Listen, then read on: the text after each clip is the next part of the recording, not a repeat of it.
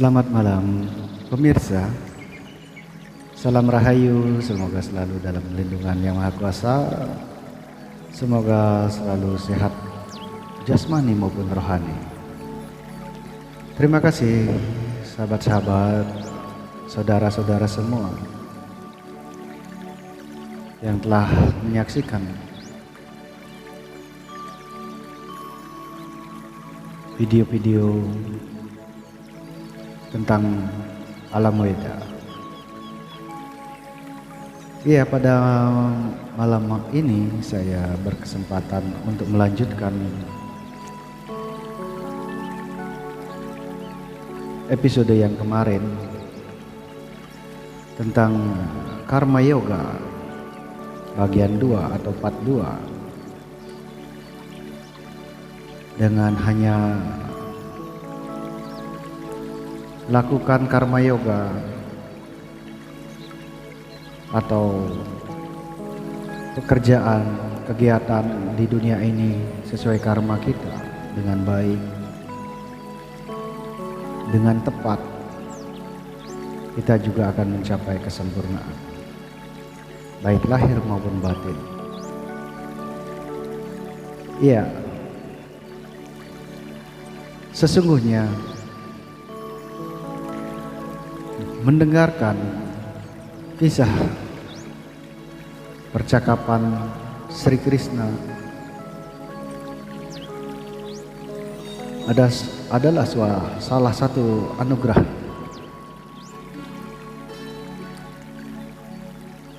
jika dikatakan di seluruh dunia ini dari 1000 orang yang mendengarkan kisah tentang Sri Krishna, yang mendapatkan kesempatan mendengarkan kisah-kisah percakapannya Sri Krishna dengan Arjuna, adalah sebuah anugerah. Karena dari 1000 orang di dunia ini hanya 1 orang berkesempatan mendengarkan dalam kelahiran. Walaupun demikian, dari 1000 orang yang sudah mendengarkan kisah-kisah ini, akan tetapi hanya 1 orang yang meyakini. Dan dari keseluruhan di dunia ini, dari 1000 orang yang meyakini tentang kisah ini, hanya 1 orang yang mengerti. Begitu pula dari 1000 orang yang mengerti tentang kisah-kisahnya Sri Krishna, percakapan dengan Arjuna, hanya 1 orang yang mampu melakukannya.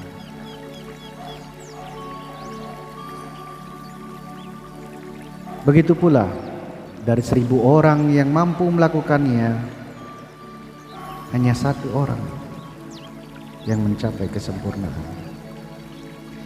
Maka dari itu, sesungguhnya kita terlahir di dunia ini jika berkesempatan mendengarkan, maka itu adalah sebuah anugerah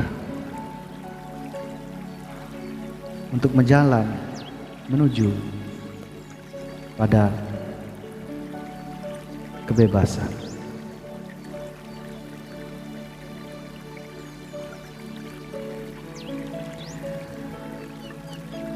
Karena untuk mencapai sesuatu hal, kita akan terlahir beribu-ribu kali hanya untuk mendapatkan kesempatan untuk mendengarkan kisah beliau. Begitu pula beribu-ribu kali juga kita akan mencapai kesempurnaan walaupun kita telah mendengarkan. Bersyukurlah jika kita mampu mendengarkan dan mampu melaksanakan hingga mencapai kesempurnaan, agar tidak beribu-ribu kali kita dalam kelahiran untuk mencapai pembebasan. Iya, terima kasih saudara. Kita lanjutkan episode yang kemarin. Kita ke bagian kedua di bab 28 sampai bab maksudnya di bagian 28 dari bab karma yoga sampai ke bab 43 ke bagian 43. Iya. Saya harus membacanya berulang kali, dan walaupun sudah berkali-kali saya membacanya, akan tetap sangat menyejukkan bagi hati saya. Saya harap demikian pula pada pemirsa. Kita di sini bukan mencari sebuah nama dari Tuhan itu sendiri, tetapi di sini kita mencari filosofi yang relevan untuk di kehidupan ini. Ya, kita lanjut saja. Jadi Sri Krishna bersabda, "Ketahuilah Mahababu, oh Arjuna, mereka yang mengetahui kebenaran perbedaan antara guna, karma, dan bekerja berdasar sifat kerja, dan dengan demikian ia bebas dari rasa keterikatan yang ia lakukan, yang ia kerjakan. Mereka yang tertipu oleh sifat kerja itu terikat pada rasa keterikatan pada guna karma itu. Tetapi yang mengerti jangan sampai menyesatkan mereka yang mengetahui tiada sempurna." Jadi saya ulas sedikit untuk memperjelas.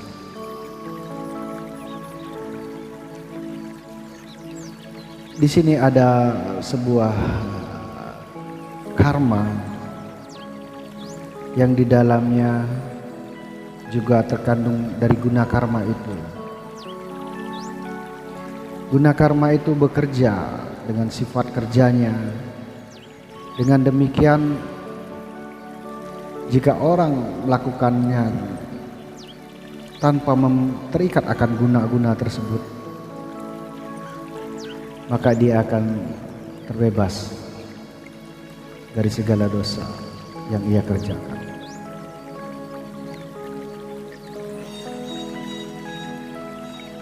Jadi mereka yang tertipu oleh sifat kerja itu, maka dia akan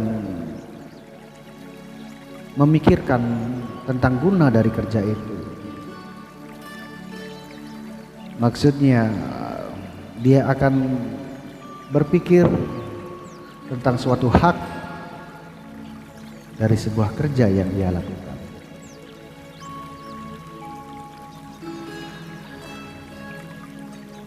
Kita lanjutkan percakapannya Sri Krishna.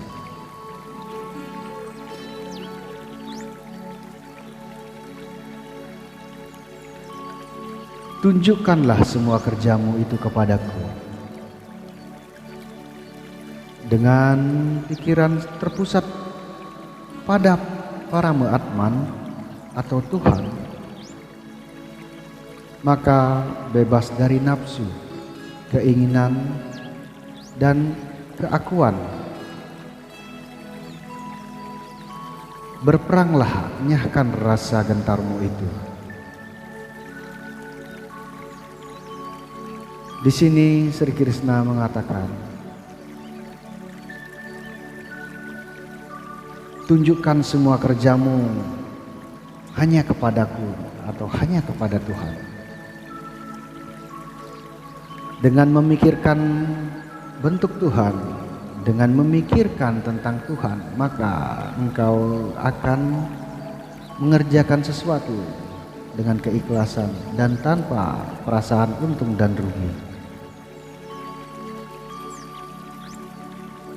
Berikutnya Sri Krishna bersabda, Mereka yang selalu mengikuti ajaranku ini dengan penuh keyakinan dan bebas dari kebendaan duniawi ini, juga bebas dari belenggu kerja.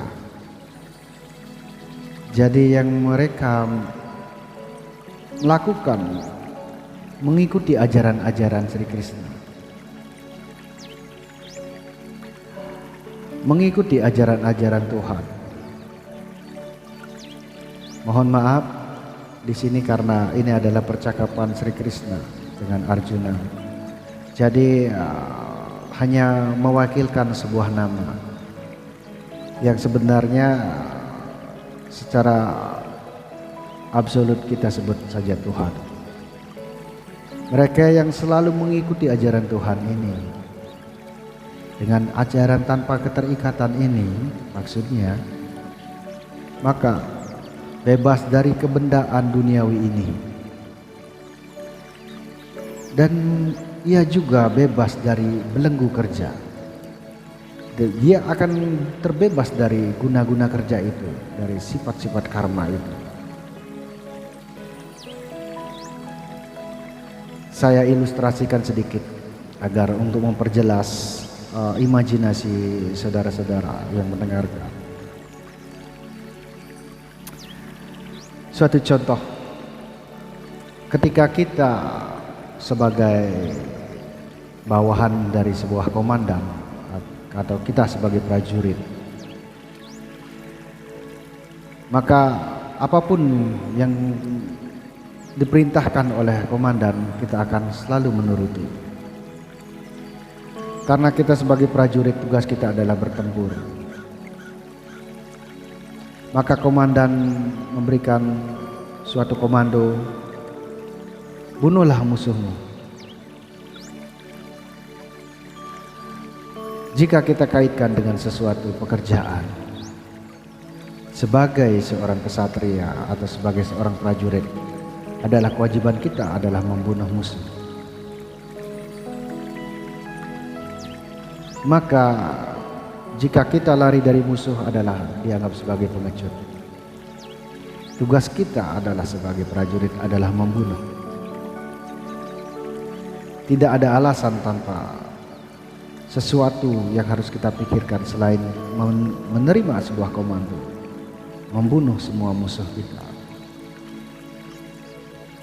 Apakah itu berdosa? Tidak. Jadi apa gunanya kita sebagai prajurit kalau kita tidak membunuh musuh? Karena itu adalah suatu tugas atau kewajiban kita jika kita sebagai prajurit. Salah dan benar itu adalah ditanggung oleh komandan, karena kita adalah melakukan kewajiban kita, selalu mematuhi perintah daripada komandan kita. Karena kita sudah menganggap komandan kita adalah sebuah kebenaran, karena kita bergabung di sebuah batalion itu. Jikapun kita disuruh oleh komandan untuk membunuh salah satu dari prajuritnya, maka kita harus siap, tidak memikirkan itu adalah benar atau tidak, karena kita tidak sebagai komandan. Yang tahu kebenaran itu adalah komandan.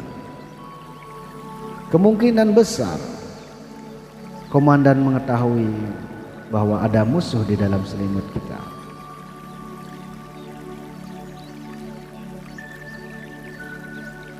Akan tetapi jika kita bukan seorang prajurit, adalah berdosa melakukan pembunuhan. Karena tugas kita sebagai prajurit, maka kita patut melakukan hal itu. Jika seorang petani, maka tugasnya adalah menanam benih. Jika seorang pedagang, maka tugasnya adalah berdagang. Dia adalah sebagai pedagang, dan Sudra adalah sebagai kaum buruh atau karyawan. Sudra juga sebagai petani,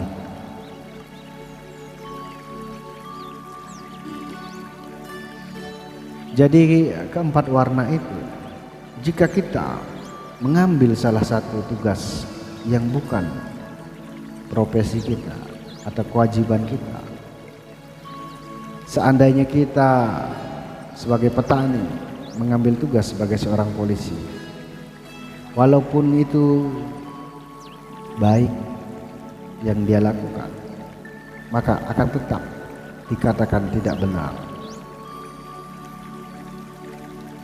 Sebaik apapun mengambil kewajiban orang lain yang bukan tugas kita sendiri adalah akan tetap tidak benar.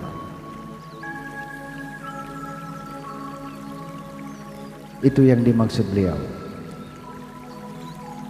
Terkadang di dunia ini juga terputar-putar. Seorang pemimpin agama mengajak bertempur. Hal inilah yang menandakan suatu zaman yang disebut Kaliuga. Maka dari itu beliau mengajarkan ajaran-ajaran dalam lewat Bhagavad Gita ini untuk mempermudah kita mencapai pembebasan. Karena setiap tantangan di setiap zaman selalu ada jalan untuk mencapai. Akan tetapi walaupun demikian, dari 1000 orang yang mendengarkan, hanya satu yang meyakini. Dari semua yang ada di dunia ini, sangat berkesempatan kita dalam kelahiran ini bisa mendengarkan kisah-kisah beliau. Karena untuk mencapai atau untuk mendapatkan kesempatan mendengarkan ini harus menempuh banyak kelahiran.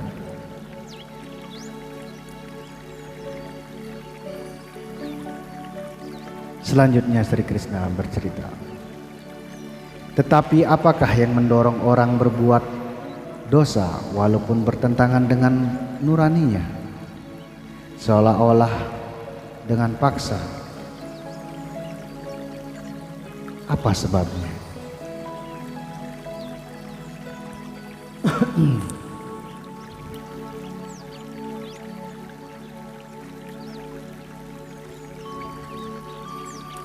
Sri Krishna bersabda, itu adalah nafsu. Itu adalah amarah yang lahir dari sifat Raja Guna. Keduanya memusnahkan penuh dosa. Ketahuilah Arjuna, ini adalah musuh yang ada di dalam diri ini.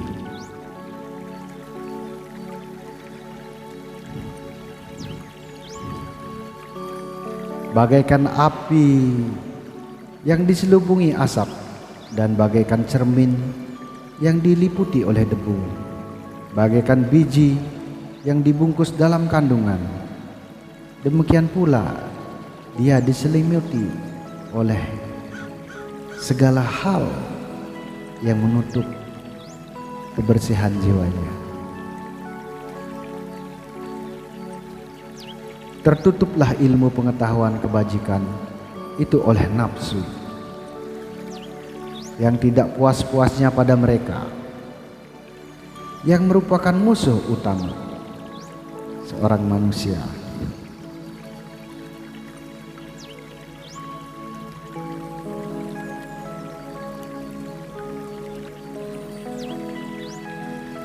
Panca indera, hati dan pikiran adalah kendaraan baginya. Dengan tertutupnya ilmu pengetahuan olehnya, menyebabkan bingungnya jiwa dan badan. Jadi saya sedikit menjelaskan bahwa panca indera, hati yang dimaksud di sini adalah nurani. Panca indera, nurani dan pikirannya adalah kendaraan baginya, bagi si hawa nafsu ini. Dengan tertutupnya ilmu pengetahuan olehnya, menyebabkan kebingungan jiwa dalam badan ini. Dari itu Pertama, kendalikanlah panca inderamu dan basmilah nafsu yang penuh dosa, perusak segala ilmu pengetahuan dan kebajikan, oh Arjuna. Orang mengatakan panca indera itu besar. Lebih besar daripadanya adalah nurani. Lebih besar dari nurani adalah intelektual. Tetapi lebih besar dari intelektual adalah dia. Jadi mengetahui dia lebih agung dari intelektual dengan mengendalikan jiwamu dengan jiwa, maka musuhmu dengan bentuk hawa nafsu yang tidak mudah ditundukkan itu akan berangsur-angsur memudar. Jadi di episode yang lalu tentang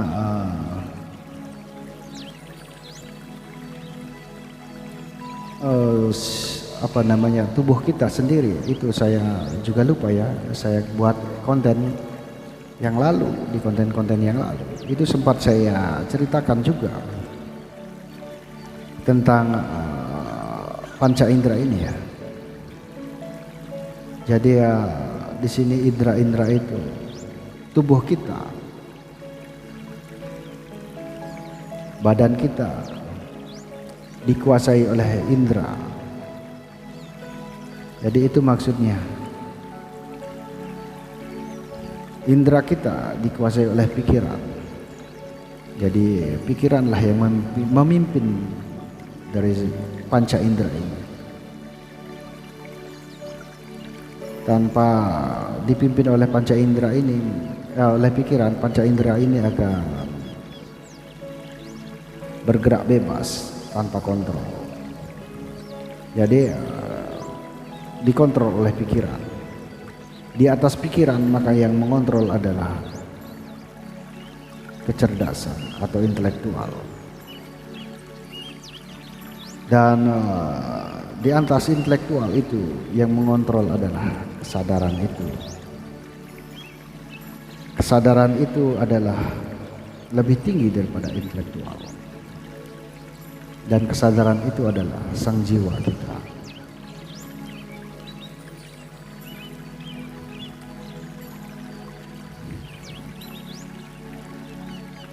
Jadi demikian saya pernah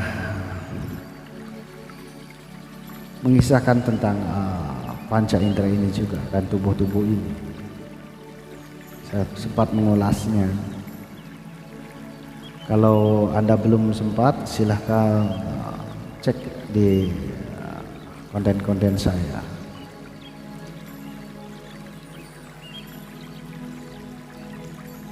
Karena kesadaran yang tertinggi itu adalah sang jiwa. Kita tidak bisa berbohong. Yang mengatakan sesuatu kebenaran itu adalah kesadaran kita.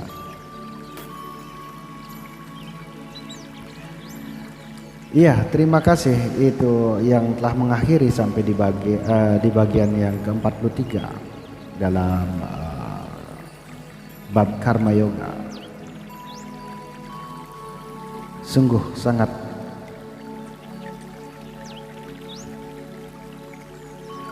menyenangkan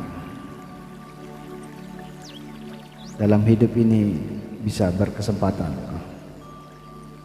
mendengarkan kisah percakapan beliau. Ya, terima kasih.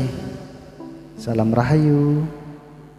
Semoga selalu dalam kebaikan dan selalu dalam lindungan Yang Maha Kuasa, berbahagia, sehat walafiat dalam jiwa maupun tubuh jasmani kita. Terima kasih.